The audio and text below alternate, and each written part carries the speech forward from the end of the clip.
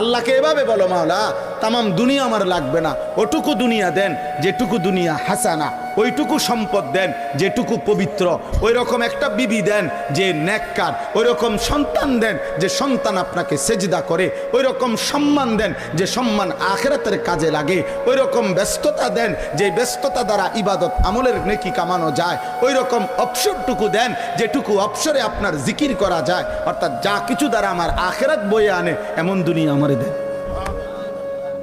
তামামটা লাগবে না মাওলা, পুরোটা দিয়ে কিনুন। ওয়াফিল আখিরাতি হাসানা, আখিরাতও যা উত্তম তাই দেন। তাহলে দুনিয়া বাদ দিতে বলছে না, আখিরাত ভুলতে নিষেধ করছে।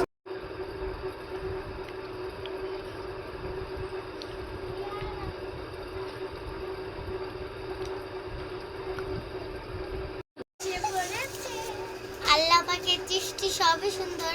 এই ফুলটা কার কাছে কেমন লাগে? আমার কাছে একদম ভালো লাগে না।